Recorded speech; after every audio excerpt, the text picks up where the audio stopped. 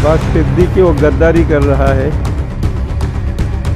लेकिन दीदी जिस तरह से चला रही है, अगर सब उसी तरह चलता तो अब देश में ये हंगामा नहीं होता। क्योंकि बीजेपी वही फाका कलसी है इधर का, हम लोग का बंगाल में, और हम लोग का जो यहाँ वोट में खड़े हुई है भारतीय घोष, तो महा एक चोर है, डकात।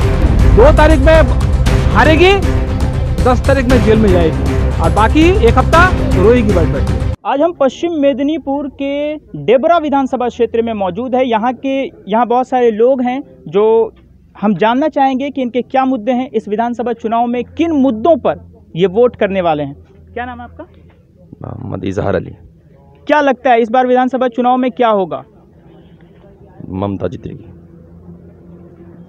क्या मुद्दे हैं आपके, किन मुद्दों पर आप वोट करेंगे?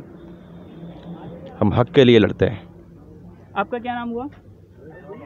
शेख अब्दुल करीम। आपको क्या लगता है इस बार विधानसभा चुनाव में क्या होगा? विधानसभा का चुनाव में ममता जी जीतेगा। हम लोग तृणमूल को वोट देते हैं, देंगे। बीजेपी से कितना डिफरेंट लग रहा है, कितना चैलेंज लग रहा है इस बार ममता बनर्जी का जीतना? कोई चैलेंज नहीं है। ये तो ममता बनर्जी हमेशा जीत का आई है और इस बार भी जीतेगी, क्योंकि बीजेपी वाले ये बोलते हैं बड़े बड़े बात, मगर काम में कुछ नहीं। और ममता बनर्जी का जो उन्नयन है और उसका जो काम है, उसका जो चिंता है, वो अलग तरीके से है, जो मोदी जी के पास नहीं है। ममता बनर्जी घायल हो गई हैं, क्या लगता है आपको, ये एक हादसा था या हमला था? ये तो पुलिस वाले ही बता सकते हैं, जो लोग उनके पीछे थे, आगे थे, कैसे हुआ है वही लोग बता सकते हैं। उम्मीद है, मेरा उम्मीद है किसी ने घायल किया होगा। इतना दिन से घायल नहीं हुई वो, अब घायल कैसे हो गए? आपका नाम क्या हुआ? मौलाना ज़हीरुद्दीन। आपका नाम क्या हुआ? मौलाना निजामुद्दीन। आप किस मुद्दे पर वोट करने वाले हैं इस बार, क्या लगता है आपको? ममता आएगी। बीजेपी बोल रही है कि वो इस बार जीतेगी, 200 प्लस सीट लाएगी। बीजेपी की बोल तो वही है, वो तो बजाती है इतने जोर से कि सारी दुनिया कांप जाती है, लेकिन जो है वो कपाना ही है, सबको शोर मचाना है। अब वो शोर मचाएगा, लोगों के दिलों में वो बात डाल देती है कि बीजेपी तो वो तो लीड करेगी, तो हम भी देंगे, क्यों नहीं देंगे, हम अगर नहीं देंगे तो हम भी फंस जाएंगे। ये तो बीजेपी की बोल है, चमकाना है सबको, और कुछ नहीं। दीदी जो काम कर रही है वो करेगी और आगे बढ़ेगी, और दीदी को जीतना ही है, वो तो जीतेगी, ये बिल्कुल। आपका क्या नाम हुआ? मौलाना अबुल कलाम। आपको क्या लगता है इस बार विधानसभा चुनाव में क्या होगा, दीदी के लिए कितना चैलेंज होगा? इस बार विधानसभा में दीदी के लिए कोई चैलेंज नहीं है, लेकिन वो जीतती है, जीतती रहेगी। अब्बास सिद्दीकी फैक्टर कितना काम करेगा? अब्बास सिद्दीकी जो वाम कांग्रेस में है अभी, क्या लगता है आपको अब्बास सिद्दीकी एक फैक्टर साबित होगा? नहीं होगा। अब्बास सिद्दीकी वो गद्दारी कर रहा है,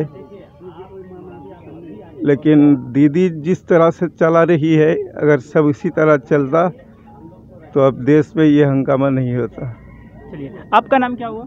राजेश अली। आपको क्या लगता है इस बार विधानसभा चुनाव में क्या होगा? देखिए, विधानसभा चुनाव जो है इस बार 2021 में किसी हाल में भी दीदी को बंगाली लोग नहीं भूलेंगे, और मगरबी बंगाल में जो लोग रह रहे हैं, जैसे मान लीजिए हमारे यूपी से काफ़ी लोग बंगाल में रहते हैं, बिहार से रहते हैं, उड़ीसा से रहते हैं, अदर स्टेट से सब बंगाल में रहते हैं।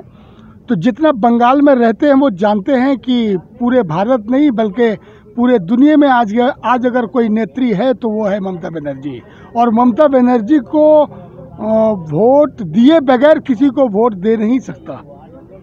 अब सत्ता में पूरे बंगाल ये कह रहा है कि सत्ते में हम लोगों को ममता बनर्जी को देखना है। इसलिए ममता बनर्जी का जो एक नीति है कि जात पात वाला कोई निर्विचित इसमें नहीं है, जात पात वाला कोई मामला इसमें नहीं है।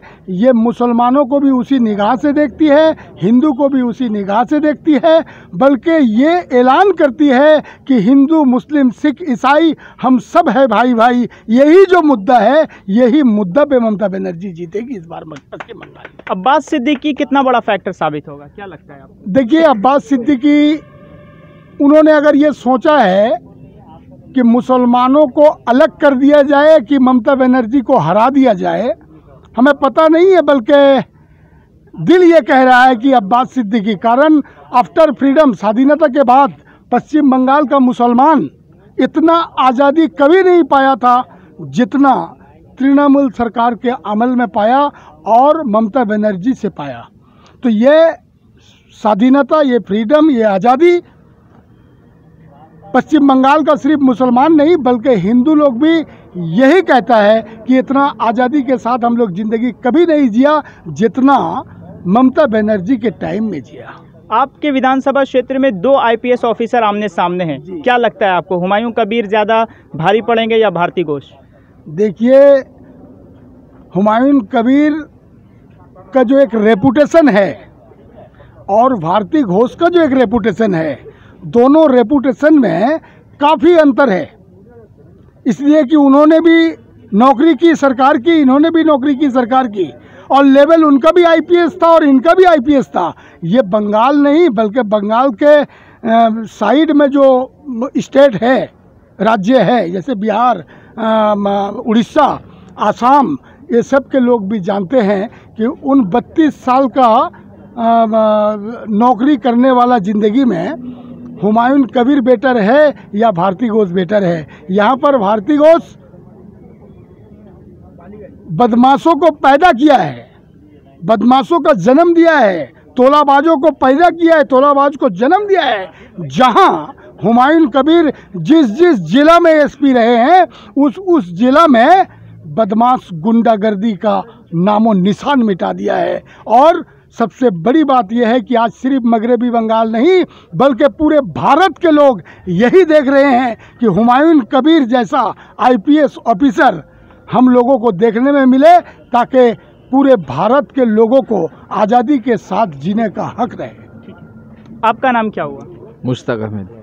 क्या लगता है आपको इस बार विधानसभा चुनाव में क्या होगा, खासकर इस जिले के, इस विधानसभा क्षेत्र के जो 2 आईपीएस ऑफिसर आमने सामने हैं उसमें क्या होगा? देखो, पश्चिम मेदिनीपुरे এখানে সকলেই জানেন আমাদের ইমাম সাহেবেরা এখানে না আব্বাস সিদ্দিকীর প্রভাব আছে না ভারতী ঘোষের। কেননা ভারতী ঘোষ থাকা অবস্থায় এখানে মুসলিম, হিন্দু, দলিত, আদিবাসী সকলেই কিন্তু অশান্তির মধ্যে ছিল। অতএব ভারতী ঘোষকে সকলেই জানে যে সে যদি আগামীতে আসে উনি, অতএব সকলের সঙ্গে খারাপ ব্যবহার করবে। কেননা মমতা ব্যানার্জি দলিত, আদিবাসী যে কথা এর আগে বললেন উনি সকলের সঙ্গে ভালো ব্যবহার করেন। আর আমরাও ইমাম সাহেবরা আমাদের বক্তব্য এটাই, আমার যে যার ধর্ম তার কাছে ভালো। অতএব সকলে আমরা দলিত, আদিবাসী, হিন্দু সকলে আমরা মিলেমিশে যেমন ছিলাম আগামীতেই থাকবো। অতএব ভারতী ঘোষকে আনলে হিন্দু, মুসলিম, দলিত, আদিবাসী সকলেই কিন্তু অশান্তির মধ্যেই থাকবো। অতএব অশান্তি কেউ চায়নি, এমনকি হিন্দুরাও भारती घोष के चाहिए। बीजेपी इस बार दावा कर रही है कि वो इस बार सत्ता में आ रही है, इस पर क्या कहेंगे आप, क्या लगता है? बीजेपी तो अनेक जाए अनेक किछु बोलছে, কিন্তু বিজেপির মানে ভারতবর্ষে তো বুঝতে পারছেন, ভারতবর্ষে ডিজেল পেট্রোল থেকে নিয়ে সমস্ত কিছু, এমনকি চাষিদেরকেও আপনি তো জানেন যে ট্রেন থেকে নিয়ে আর থেকে নিয়ে সমস্ত কিছু বিক্রি করে দিয়েছে। তো এই দেশটাকেও বিক্রি করে দেবে, আগামীতে চাষিদেরকেও যে জমি আছে সেই নীল চাষের মতো হয়ে পড়বে। অতএব হিন্দু মুসলমান সকলেই তো চাষ করে, তো অতএব সকলেই বুঝতে পারছে যে আগামীতে যদি বিজেপি আসে আমাদের চাষবাস থেকে সব থেকে ক্ষতি হবে। তো অতএব আমরা সকলেই চাই হিন্দু মুসলিম যাতে করে মমতা ব্যানার্জি এখানে থাক এবং আমাদের পশ্চিমবাংলায় শান্তি আমরা যেভাবে ছিলাম সেভাবেই আমরা থাকবো। आपका नाम क्या हुआ? अपना नाम? मेरा नाम हाजी शेख वहीदुल हक। आपको क्या लगता है इस बार का चुनाव में क्या फैक्टर बनेगा, क्या मुद्दे होंगे? देखिए, इस साल में प्रचार जो हो रहा है, बीजेपी जो प्रचार कर रहा है, उन लोग के पास बहुत पैसा है, चोरी का पैसा और बहुत सारा पैसा है। जो अभी बोले ना कि ट्रेन बिक्री कर दिया, बैंक बिक्री कर दिया, तो लोगों को तो पैसा का कमी नहीं है। और प्रचार, मीडिया सबको तो खरीद लिया है, तो लोगों को तो पैसा है। एक कलसी होता है, अगर पानी भर देना उसमें आवाज़ कम होता है, लेकिन फाका कलसी में बहुत ही आवाज़ होता है, क्योंकि बीजेपी वही फाका कलसी है इधर का, हम लोग का बंगाल में। और हम लोग का जो यहाँ वोट में खड़े हुए है भारती घोष, वो तो महा एक तो चोर है, डकात। कैसा बोलिए तो यहाँ का जितना बाली सब चोरी में उसका नाम है। यहाँ का गोरू व्यवसाय का पैसा चोरी किया है, पूरा रिकॉर्ड है उनका नाम में। बोल रहे थे वो जो डॉक्यूमेंट जमा दिया है कैंडिडेट के लिए, 19 तो केस है उसका नाम में। और क्या केस? ये चोरी डकाती का केस। अब सोचिए, ऐसा एक चोर को लाके यहाँ खड़ा कर दिया वोट में जिताने के लिए। और सबसे बड़ा बात है उनका नाम में एक मैंने उसका अरेस्ट वारंट उनका नाम में है। सुप्रीम कोर्ट से परमिशन लेके 10 तारीख तक उसका वैलिड है इंटरिम बेल का। 2 तारीख में हारेगी, 10 तारीख में जेल में जाएगी और बाकी 1 हफ्ता रोएगी बैठ के। डीजल, पेट्रोल, गैस सिलेंडर के जो दाम लगातार बढ़ रहे हैं केंद्र की तरफ से, उस पर आप क्या कहेंगे? अरे वो तो पैसा कितनी परेशानियां हो रही हैं आप लोग को घरेलू में? वो तो पैसा उठा रही है। यहाँ का जो दलाल बंगाली है, अरे हम लोग बंगाली हैं, हम लोग बंगला को देखेंगे। हम लोग का बंगाली की जो लड़की है ममता बनर्जी, हम उनको देखेंगे। हम गुजराती के पास जाएंगे, हमारा कोई प्रॉब्लम होगा हम गुजरात जाएंगे बात करने के लिए? अरे वो लोग तो व्यवसायी है, वो लोग तो व्यवसाय करने आई है। ये जो कुछ यहाँ नेता को खरीद लिया है, खरीद कर प्रचार स्टार्ट कर दिया है। बीजेपी बोल रही है इस बार हम अपनी बेटी को विदा कर देंगे, क्या बोलते हैं इस पे? ताकत है। देखिए ना, 100 दिन का ऊपर तो कृषक लोग बैठा हुआ है दिल्ली में, वहाँ वो लोग का टाइम नहीं हो रहा है। देखिए वहाँ उसका टाइम नहीं हो रहा है और बंगाल को सुधारने के लिए आ रही है। तो मजाक नहीं तो क्या बोलिए, तो जिसका दिमाग है वो सोच लिया कि ये मजाक छोड़कर दूसरा कुछ है नहीं। जी, आपका क्या नाम हुआ? हमारा नाम से गलताब अली है। आपको क्या लगता है ये डीजल, पेट्रोल, गैस सिलेंडर के दाम में कितना चुनाव पे प्रभाव करेगा? सिर्फ बंगाल नहीं, सारे हिंदुस्तान में आम आदमी जो हैं इनके लिए परेशानी उठाते हैं। पेट्रोल डीजल के दाम जिस तरह बढ़ रहा है ये बीजेपी की वजह से बढ़ रहा है। सारे दुनिया में जहां पेट्रोल के दाम कमी है, सिर्फ हिंदुस्तान ही एक देश है जहां मोदी के जरिए से ये पेट्रोल डीजल और गैस के दाम बढ़ रहा है। आपका क्या नाम हुआ? शेख नजरुल इस्लाम। क्या लगता है आपको इस बार विधानसभा चुनाव में क्या मुद्दे बनेंगे? देखिए, 2 चीज़ से ये चुनाव हो रहा है। एक हो रहा है, एक तरफ है उन्नयन और एक तरफ है आपका जो प्रतिश्रुति दिया जाता है वो पालन नहीं किया जाता, यानी फेक।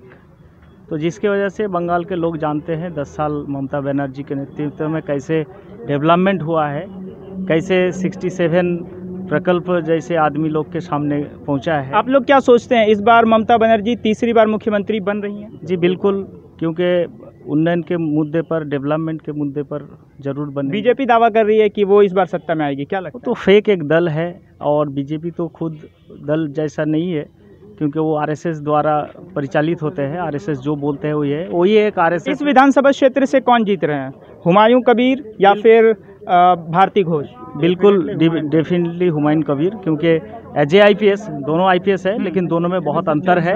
एक अच्छा इंसान है, सच्चा इंसान है, और दूसरा है सच्चा के खिलाफ जो इंसान है और तमाम दुर्नीति जो है जिसके अंदर है वो है भारती घोष। तो डेफिनेटली हुमायूं कबीर सबसे आगे है। चलिए, बहुत बहुत शुक्रिया। आपका अपना नाम बताइए। शफीउल आलम। क्या लगता है आपको इस बार विधानसभा चुनाव में यहाँ पर क्या माहौल बनेगा, क्या मुद्दा होगा? ये माहौल तो थोड़ा ठीक ही है। आईपीएस, दोनों आईपीएस है, मगर हुमायूं कबीर वो ये धरती का भूमिपुत्र है। उसको जो जीतेगा, जितना कोशिश करेगा, जितना चोर लोग बीजेपी घुसा है। आज भारती घोष का 19 केस चल रहा है, वो नीचे खुद स्वीकार कर रहा है। और वो जितना आईपीएस होने का वजह से मिदनापुर में जितना लूट लिया, वो इसके लिए उसको नाम में बहुत केस दर्ज किया, तो वो तो हारेगा। वो खुद सुनिए, वो लोकसभा में गया था, हार गया। अभी वो इंटरनल बेल में वो अभी उसको जमानत, उसको जेल नहीं गया। वो 10 तारीख के बाद वो जेल जाएगा, इसीलिए वो जाएगा। डेबरा का आदमी, डेबरा का वोटर उसको तय करेगा, जो वो जाएगा। बहुत कोई जरूरत नहीं है। वो एक गंदा प्रार्थी है, कैंडिडेट है। वो बीजेपी उसको जानबूझ के हराने के लिए उसको कैंडिडेट किया। चलिए, बहुत बहुत शुक्रिया। ये लोग, जितने भी लोग थे जिन्हें आपने सुना, वो डेबरा विधानसभा क्षेत्र के स्थानीय लोग हैं। आप भी देखते रहिए हालात बंगाल न्यूज़ टेक इंडिया और दीजिए हमें इजाज़त। हम अगले विधानसभा क्षेत्र से आपके लिए फिर ग्राउंड रिपोर्ट लेकर आएंगे।